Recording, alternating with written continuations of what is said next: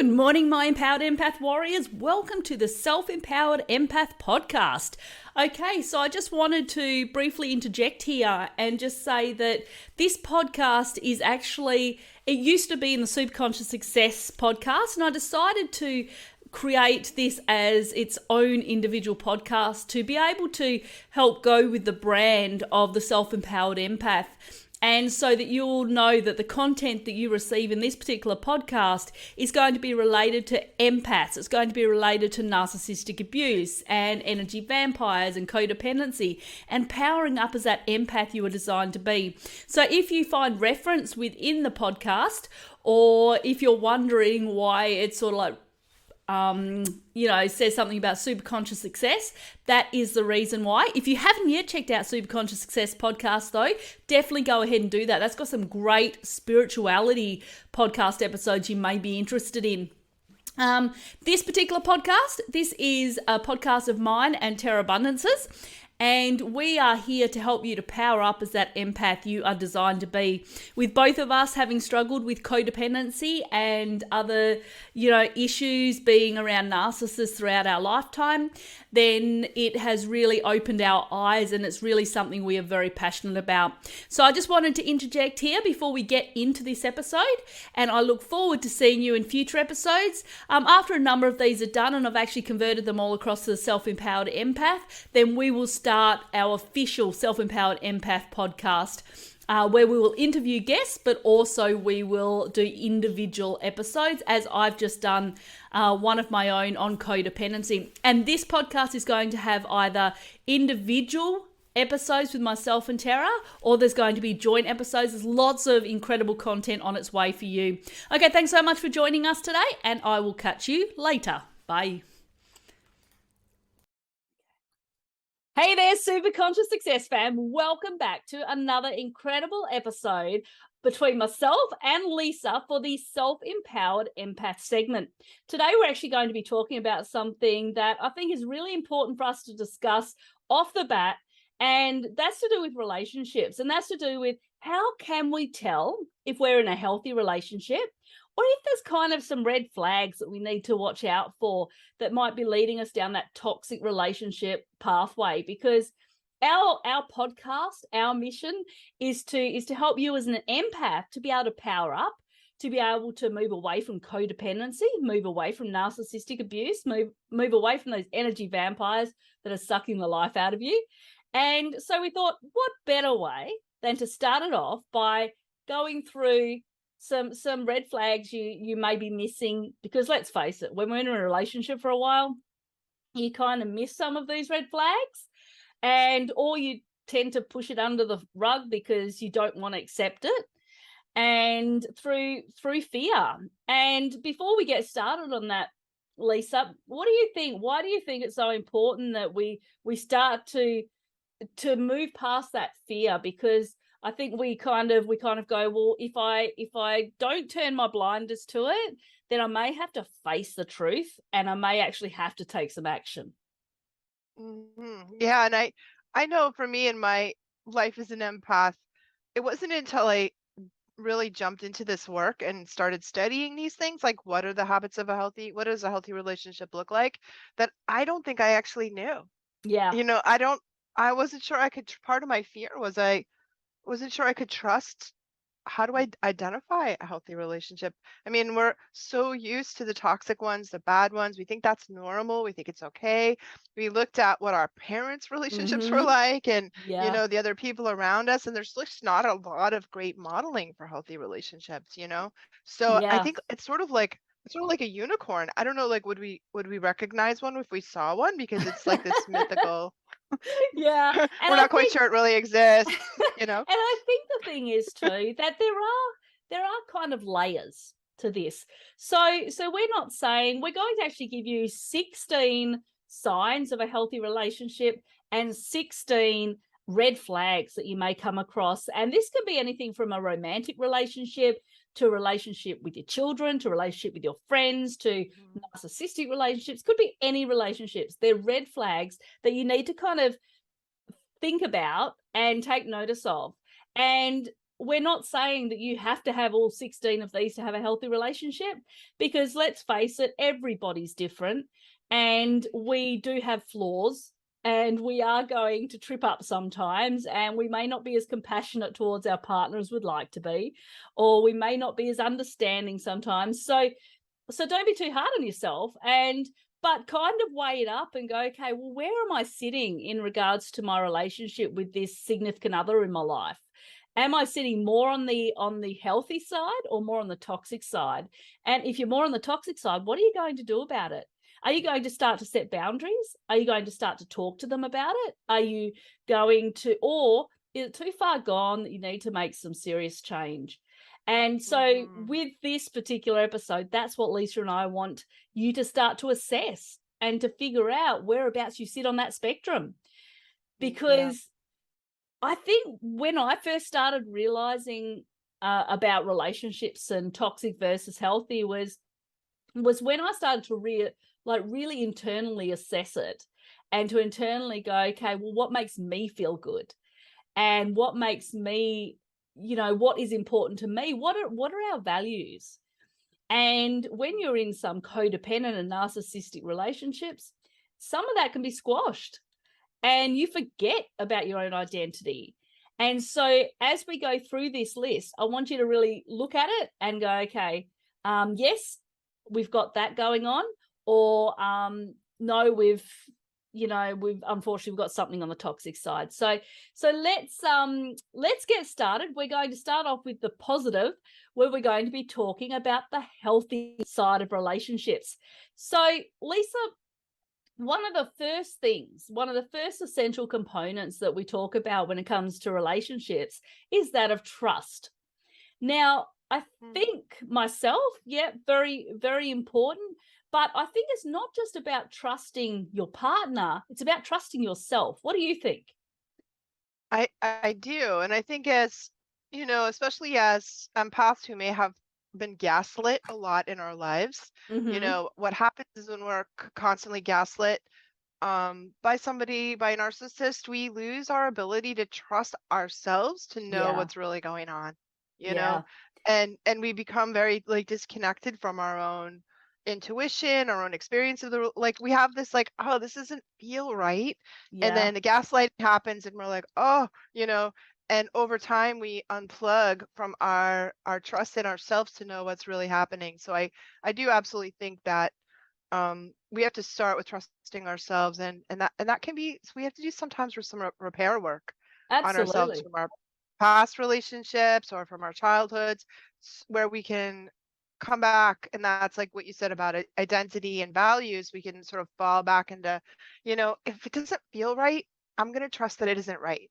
Yeah, absolutely. And I think that trust in itself, we want to have faith that our partner is being honest, but there are, we've got to also, if you're sitting down with your partner and you find that they've been holding something from you, or that trust is sort of like, you feel like it's diminished, talk to them about it as to why that might be happening, because some of the red flags that we're going to be discussing coming up can actually deter them from maybe having the faith in you or the trust in you to be able to be honest, because sometimes our communication is not that great, right? Sometimes absolutely. because we all grow up with limited beliefs. We all grow up with different lives and different pasts. And so trust is really, really important with the partner and personally as well. Learn to start to trust yourself. Learn to start to trust your own intuition. Learn to start to trust your own thoughts, because that's often a really tricky part, is figuring out whether your thoughts are real or not, especially as you start to try to distinguish between the thoughts of the ego and that of the higher self. And so that's our first one, is trust is the first essential component when it comes to a healthy relationship. What's the second one, Lisa? It's communication. And I think that this is an essential one, and it's a skill actually that most people don't learn. Yep. And I wish, if I had a magic wand, I would make sure that everyone learned communication skills in grade school, absolutely. And we forget we don't know, or we forget how to listen to each other.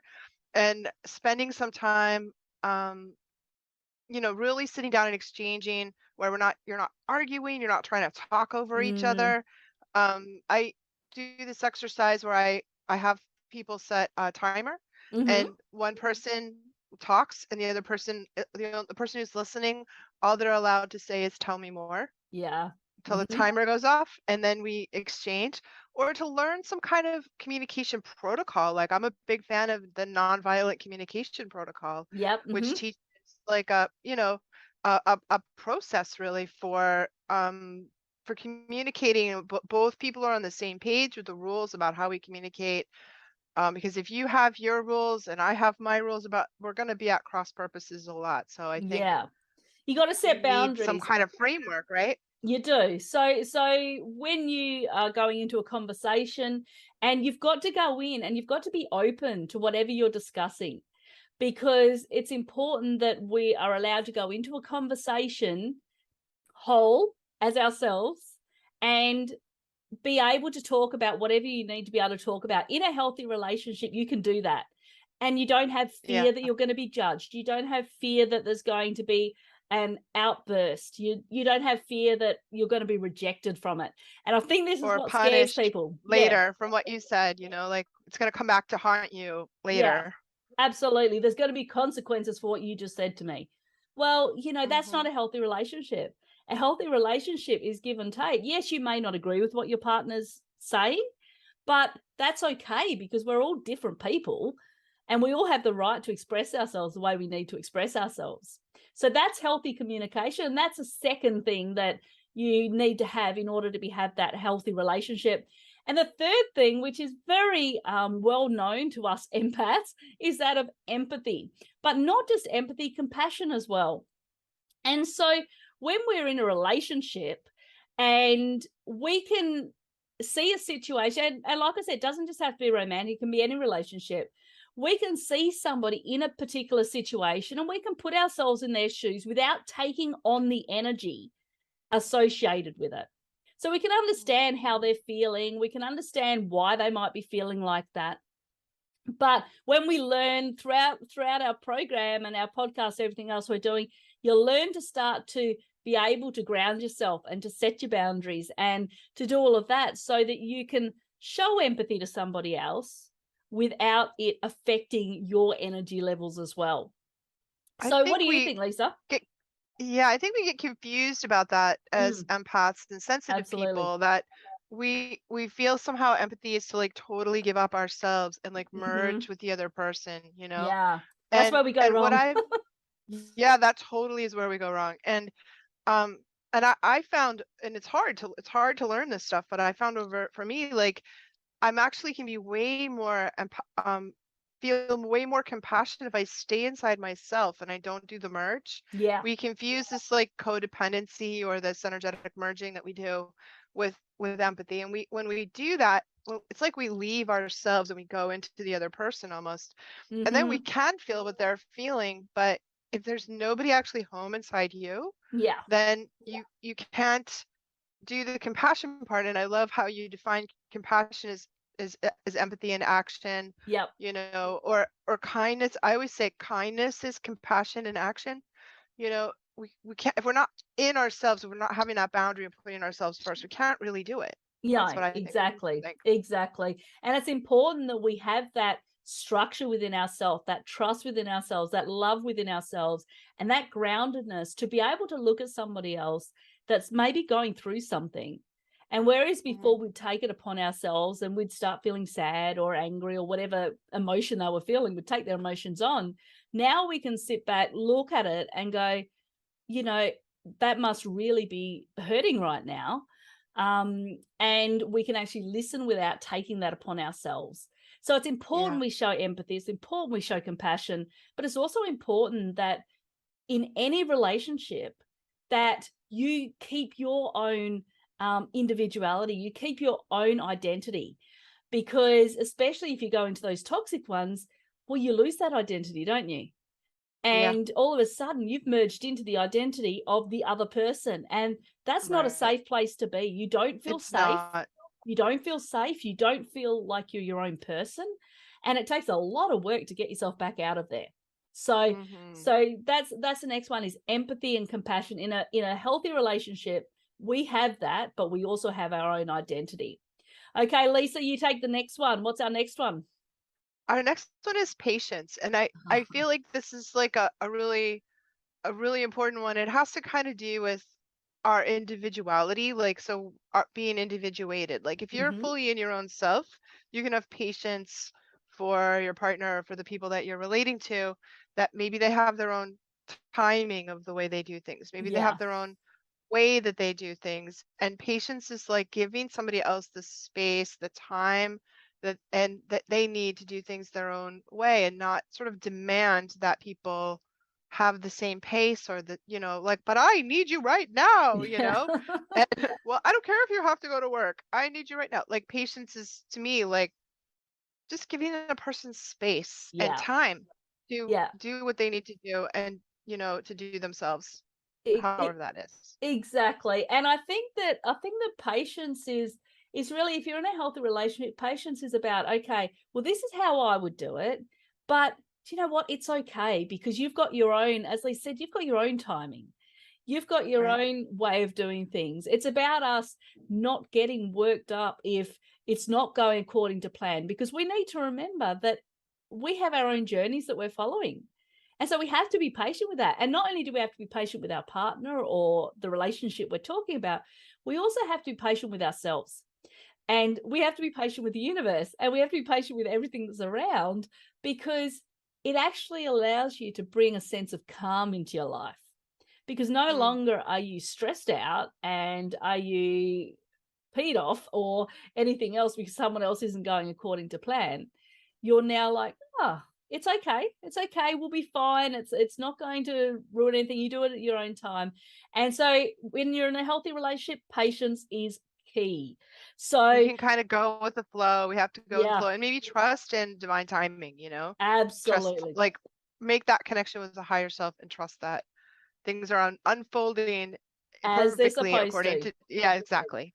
And you are right now where you are supposed to be. And as long as you remember that, then you can go with the flow, and you can start realizing, oh, I'm exactly where I'm supposed to be right now. So then the next one that we come up to is adaptability. And this kind of melds into everything that we've said, because let's face it, we've got two people that are in a relationship. We are completely different people.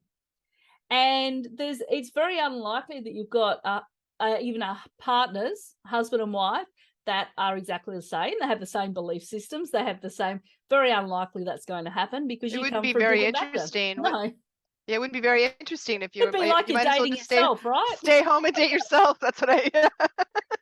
It's like, seriously.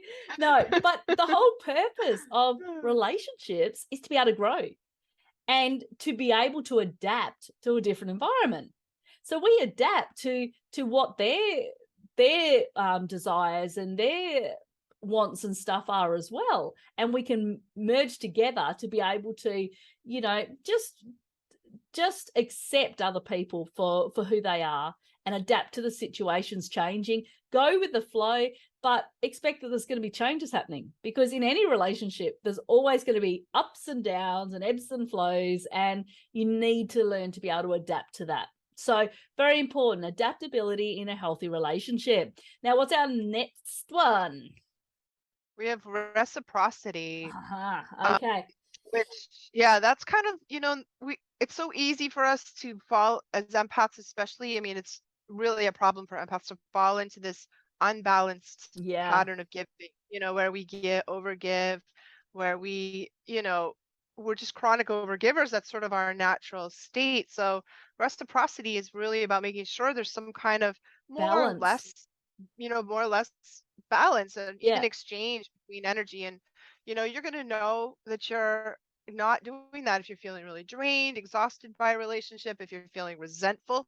Resentment seems in my mind to be Once that sort of, resentment comes in, you've got to it's back a off. big red flag. That's a red flag. You're overgiving into a relationship. And, and I think we often sort of pin the blame on other people when we're overgiving, and really Well, we can only really blame ourselves for it, that's right. because It's that. we're actually in next week's episode, we're actually going to be talking about boundaries, because I think the boundaries is something that we really need to be able to get right as an empath.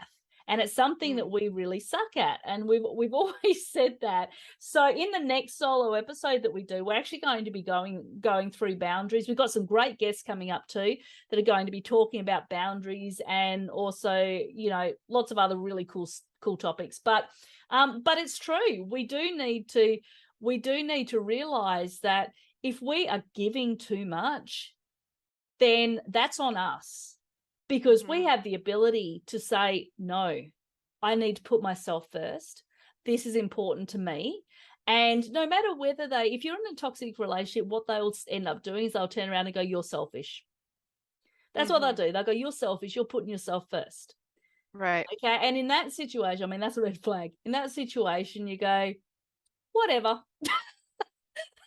So I do. Okay, whatever.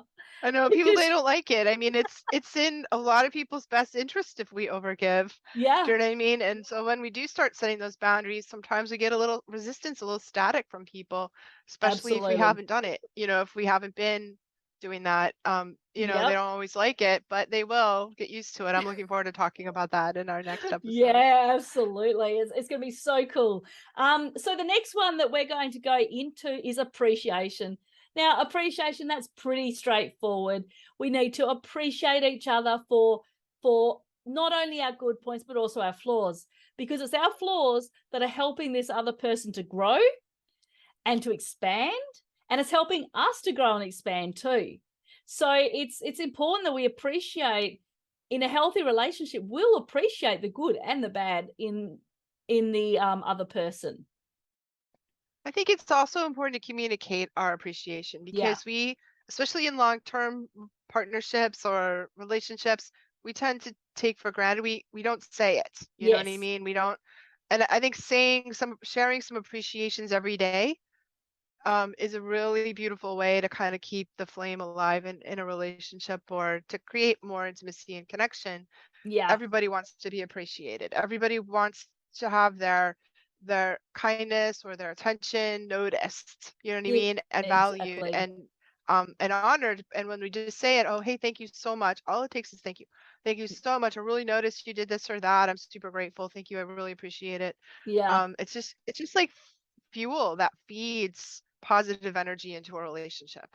Absolutely. And I totally agree. You need to verbalize, you need to communicate somehow that you are appreciative for the work that they're doing, or for the relationship that you have, because we all like to be acknowledged.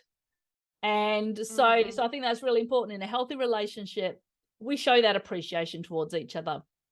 Okay, what's the next one, Lisa, which we've touched upon throughout all of these? What would that be?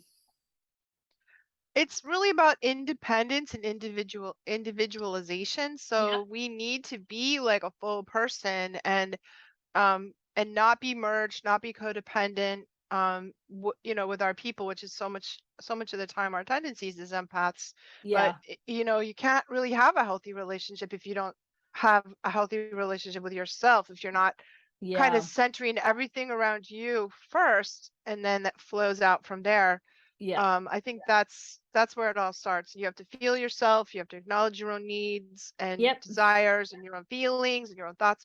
It all starts from there. And then when we have a healthy relationship with ourselves, then we can have a healthy relationship with other people. Yeah, exactly. And we've heard about, you know, codependency, we've heard about independency, but what we really want to be able to get to is interdependency. And that's when we're able to work in a relationship and both of us are independent, but both of us are able to lift each other up to be the best versions of ourselves. So when we're interdependent, that's what we're doing. We're not taking on the other person's negative energy. We're not taking on the other person's worries and fears and that, but we are helping to lift them up. And I love the whole step of getting to that state of interdependency where we can do what we want to do. Our partner's quite happy, you know, you go out with the girlfriends, you go out with your male friends, we're fine, and we meet up at the end of the day. We've got that honesty, we've got that trust, we're both able to do what we want, but come back into a secure, safe zone with your partner. And so Yeah. that's I think what our goal is in a healthy relationship. So that's fantastic. Learn who you are individually and then bring that into a relationship. Until you know who you are individually, you can't bring that into anything else. And this is why I think maybe relationships with empaths can be very difficult, and that's why the narcissist tends to attract the empaths in a lot of situations. Not all. I'm not going out there saying that your husband's a narcissist or whatever, but this is part of the issue. So the next one we're going to talk about is curiosity, because when you're curious about something, you're curious about their thoughts, you're curious about their goals, their daily life. So you actually have an interest in what they're wanting to do, because there's nothing worse than being in a relationship that's like, you've got no interest at all. They start talking about their work, or they start talking about what they've done during the day, and you just shove them off. No, not interested. I'm all interested in my stuff. So to be curious is really important in a relationship. Yeah, I love it. And I, to be curious is to be interested, like you Yeah, said, and we all, we're also fascinating as people. Everyone is yeah, fascinating and interesting in their own way. And I think it feels really good if your partner, if you know your partner is interested in how you think, how you feel, what you want, what your dreams and goals and aspirations are, like yeah. it's just such a nourishing, loving feeling to have somebody actually really take an interest in you. Yeah, exactly. And there's nothing worse than when you're rejected because you're trying to tell them something that's exciting you. And this is when we move Right. into the toxic side of things. So so that's curiosity. What have we got next, Lisa? This is a big one. It's a really big one. It's respect. Mm-hmm. And, I think when respect goes out of a relationship, it's kind of dead. Like Yeah. it's really It, hard to revive.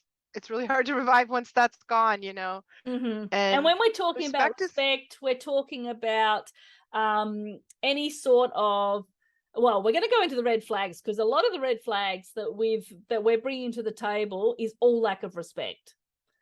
And so I yeah, think that respect is about just acknowledging the other person, being kind, being compassionate, kind of rolling all of this into one, really, is respecting I your know. partner. Acknowledging their boundaries, Yep. like, acknowledging their yeses and nos, like not sort of steamrolling them or pushing them or manipulating them or Or like all the red gaslighting them flags, or swearing at gaslighting them. them. Exactly. Yeah. Mm-hmm. So that's the thing. Respect is all about, if your partner or the relationship, if there starts to be verbal abuse or emotional abuse or anything like that, well, then you know that you're heading on the toxic side. That's not a good relationship. And Right. so respect, we need to be able to respect our partner or whoever we're in the relationship with. The next thing is to enjoy your own space, and then the other party respects it. So I don't know about you, Lisa, but Mm-hmm. me, I love my space. And Mm-hmm. mainly because I am actually an introvert.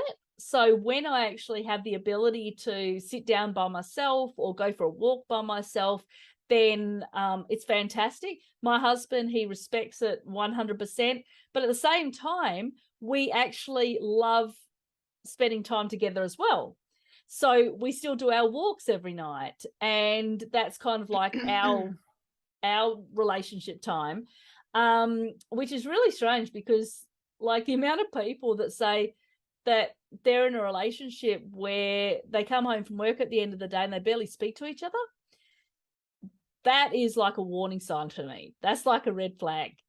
um Yeah. if you can't communicate, because that takes communication out of the water, doesn't it?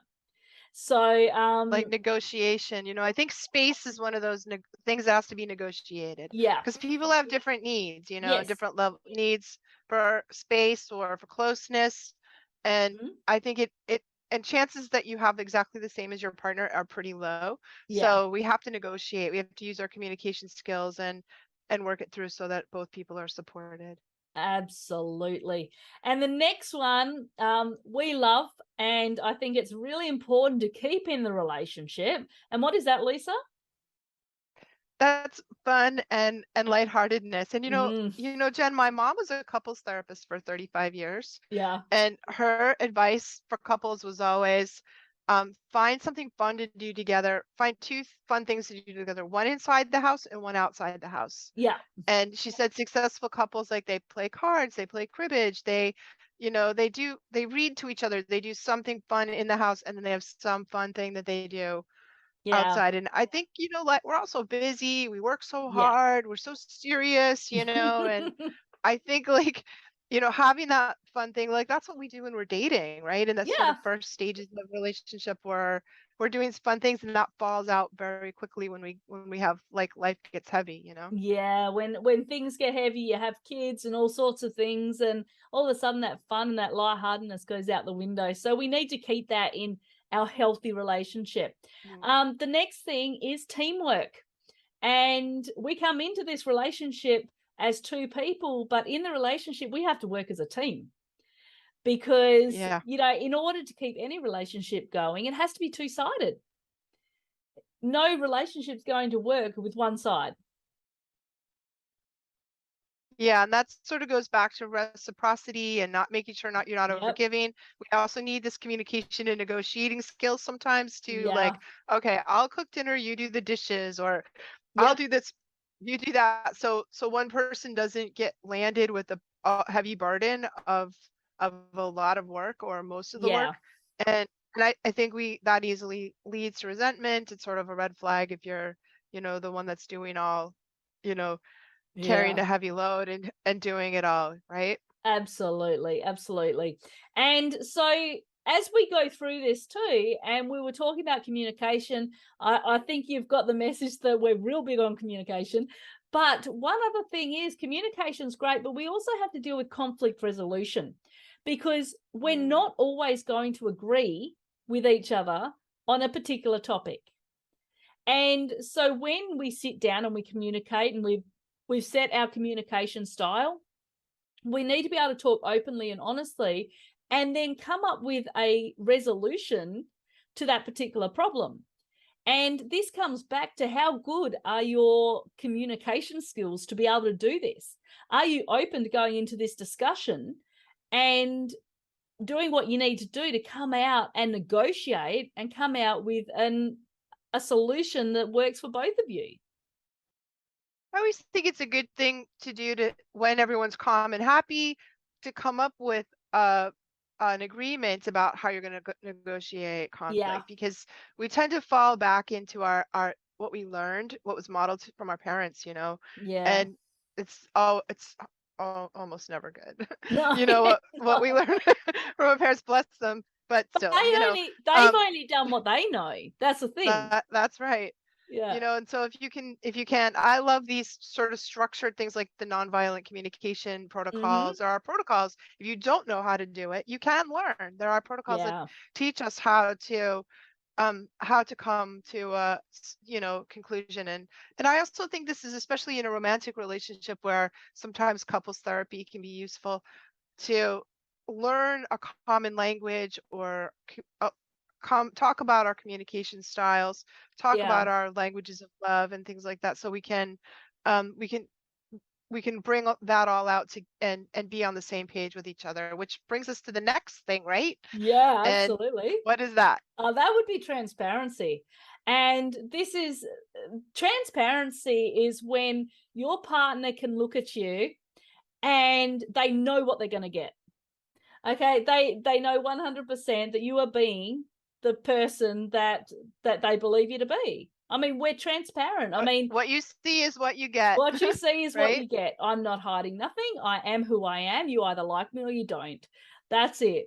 And I think that it's a necessary skill to be able to have a healthy relationship, because I think when you're in a relationship where you don't know what you're going to get, it becomes very turbulent and it Yeah. becomes very scary and Insecure. insecure, Scary. not safe, and that's not a healthy Yeah. relationship. So I think that transparency is really, really important. That's number 15. And the final one, we're going to finish off with one which, you know, healthy relationships, we need to keep this in our relationship. And I'm not just talking about romantic, I'm talking about any relationship. And what is that, Lisa? Affection, Oh, yes. And affection affection, and yeah, sharing love, like sharing love, talking about love, sharing love, holding hands, all these, and depending on what kind of relationship you yeah. have, but just Giving a sharing love, I hug, think is, giving a smile, yes. telling somebody how much they mean to you. I know sometimes I've I remember once I decided, because when you're connected to that higher self, and some mornings you'll wake up and you're just so full of joy. You're just kind of like, I'm just bouncing off the walls and I'm just got so much love in here. I need to share it. And I remember messaging all my family and messaging my friends. Yeah. I love you guys so much. Yeah. And I said, I just wanted to let you know how much I appreciate you and how much I love you and this and that. And what was the response I got back? You're not sick, are They you? Are all you were worried you okay? were sick. Yeah, they were worried you were sick. You have something you want to tell us? And I'm like, no, I was just sharing my love. That's all. But it was funny. And you may get that response, but it is a good thing to do sometimes, is just to let them know that you appreciate them and that you love them and that you're there for them. And Yeah, so yeah, so that was kind of my experience with that. And I think I must have done it with like 15 people. that's so And you cute. know, some of them got back, oh, that means so much to me, thank you so much. And others were like, you don't have something to tell me, do you? You are okay, right? Oh wow. So Oh, geez. that's so that's 16 healthy relationship traits. Now, when we go into the red flags, these are ones that sometimes we may not actually recognize as flaws. We may not actually recognize them as red flags, because when you've been in a situation for so long, you sometimes can put blinders on, or maybe it just kind of skips your awareness. So we're going to go through these. As we go through these, start to sort of like look at them and go, do any of these fit within our relationship? So Lisa, you start off with the first one. I think it's really about control, Mm-hmm. and a big red flag is if somebody's really very controlling, trying to control you, or you're trying to control them. Like, that's not a good sign. That's kind of the first one Because we want to look at is, that's meaning that you don't accept them for who they are, and that they have to do right. things your way. Yeah. And that's not a healthy relationship. That's moving in the toxic side of things. Yep. Because we need to be able to keep that individuality, and we can't do that if we're being controlled by somebody else. So that's the first Mhm. thing. The next thing is no respect for boundaries.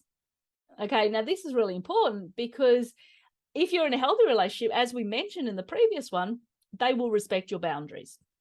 And they'll go, okay, Mhm. I understand why we've set that. I understand why you've set that boundary. But if you move towards the more toxic relationship, then they won't respect those, and they'll be more out for, what am I going to get out of this? Yeah.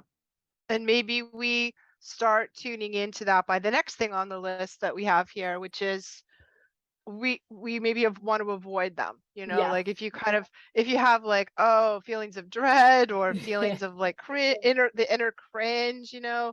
like they're driving up the driveway and you're like, oh, Oh no. and oh no. They're like, that's a really big red flag and a Mm, big warning sign, and it's kind of like our own system, our own intuition, our own emotional state showing us something really important that we need to address. yeah, absolutely. So if you're finding that you've got those sort of feelings, okay, you need to take a look at it and just go, Mhm. okay, this, is this something I need to think about? Right. Alongside that, we talked about control at the start. Well, now I'm going to talk about the equality side of things. So you'll find that there's actually no equality in the relationship. One person tends to be on this hierarchy. They're the ones Mhm. that calls the shots, and this other person's the one that's kind of, having to listen to what the shots are.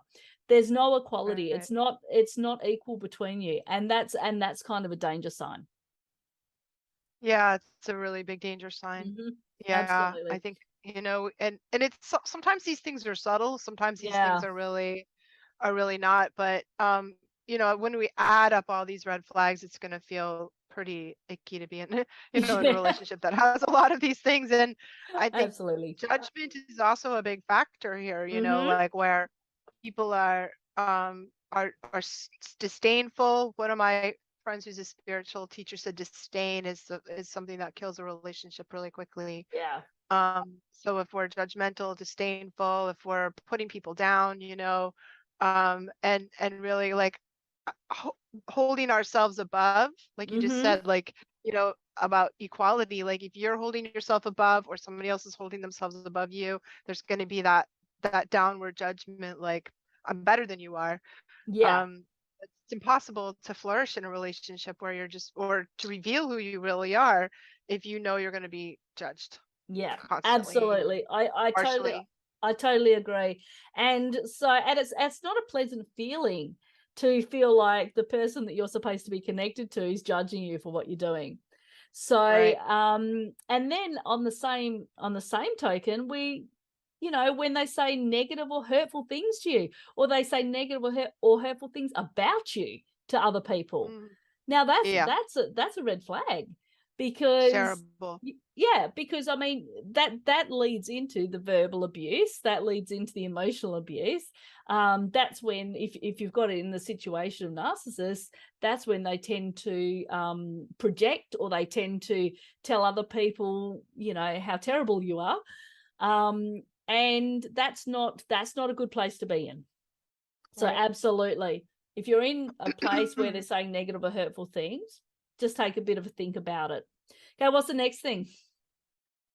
It's when it's sort of the opposite of respect and curiosity, but it's when you feel like your opinions, your thoughts, your feelings don't matter in the Yeah. relationship. Like you try to kind of voice what you say, what you think, and that gets squashed or ignored, Mm-hmm. or Or criticized, they tell you that judged. you're being silly, or yeah, Right. Oh, that's not real. That doesn't, that's not important, what you're stupid for thinking that way, like that, all of the it's like having who we are sort of squashed if yeah. we're not free to share our opinions, our thoughts, our feelings and they're not received in a respectful way. Exactly. And I think that takes us to the next thing, where when this happens, you actually feel scared to talk to them about it, because you feel like they're just going to disagree with you, or they're just going to judge you, or they're just going to squash you for having your own opinions. So you're afraid of Hmm. disagreeing with them. Maybe there's a consequence for you disagreeing with them. Maybe, Yeah. maybe that there's going to be yelling happening, or that there's going to be some sort of abuse, or you just know that you're just going to be, your self-esteem's just going to be shot because of it. Your self-worth's going to be shot because they're just going to bring you down so fast and so hard. Okay, once that starts happening, if you find that you're struggling to communicate because you're afraid of disagreeing with them, then that's something you have to take a look at. And I think all of this kind of leads into the next thing, which is Yeah. we just don't feel happy, Yeah. we don't feel happy around them. We don't feel, I mean, I feel like you should wake up in the morning and look at your partner and feel like you won the lottery, at least some of the time. You know what I Yeah. mean? Like at least, It's not going to be all the have like, time. It's not it's going not to be going to all be the all the time. time, but having that sort of like, oh, I'm so lucky to be with this person, or I'm so happy to be with this person. And, we definitely have people that bring out the best in us, and we have people that bring out the worst in us. Yeah, And if you're absolutely. in that, you know, in a kind of a toxic relationship, you bring out the worst in each other. And there's going to be this like overall sense of unhappiness, and Yeah. again, that's your inner self giving you a lot of information that maybe it's not a healthy relationship for you if you're just miserable all the time. Yeah, absolutely. And we were talking before about, your opinion doesn't matter. You don't want to disagree with them. Well, when you do disagree, you find that they go absolutely nowhere. So it's Hmm. kind of like you feel like you're going into this conversation and you're going to come up with some sort of resolution, but it goes nowhere because they're not willing to give and take on your conversation. And so when you start doing that, well, the communication's just completely shot. You've got no hope, because no matter what you bring to them, they're not going to agree with you. They will Right. do anything but agree with you. So you find that you go in and you just feel like it's a waste of time because your disagreements are just, even when you have differences, they're just absolutely loose end. So that's the next one. And the one after that is something that actually happens in a lot We of relationships. Oh, it does, and it's so unpleasant. It's so Hmm. hard to deal with. And that's when we're constantly being compared to other people, compared to previous relationships, Yeah. compared to the neighbors or so and so's relationship. Like, and Hmm. it kind of can go in with judgment, like, why don't you lose a few pounds? Like my ex never had problems with her weight, or why don't you like, it that Yeah. oh, it's we don't feel respected, we don't feel cherished, we don't feel loved. It's kind of like a real control, manipulation, sort of another we can take all those things we've already talked about and kind of squish them into that. But I think it's a tool that people use to Yeah. disempower their partner, It is, and a but lot. sometimes I think it's actually an unconscious thing with some people too, because I know even Mm, with my husband, when we first started dating, he was under the impression he was never going to get married, and the reason he was never going to get married was because his brother and his sister both had failed marriages.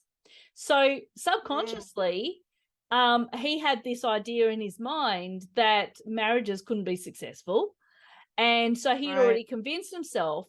And so I had to go to him and say, don't compare me to the people in these relationships, because it's a completely different relationship.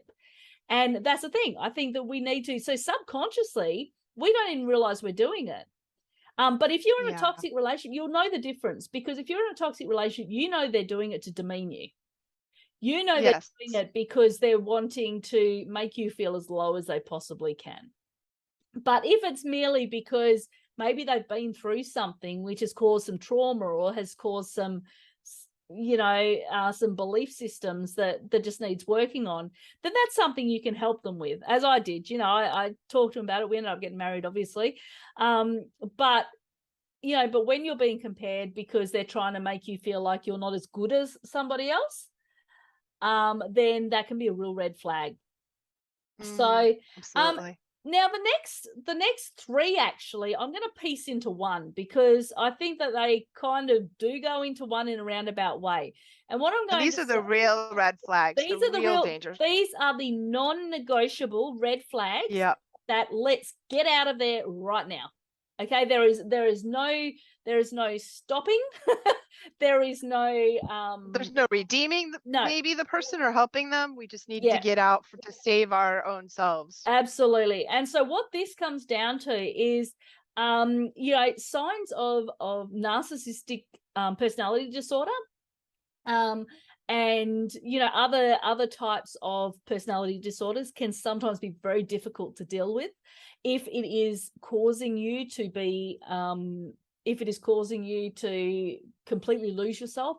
You need to start dealing with that, and you need to take it seriously, Mhm. because Yeah. especially as empaths, what you also put into that is anger management issues. If you've got somebody there Yeah. that is Who's a rager? is a Someone rager, who's raging at you. we Yeah. need to deal with that.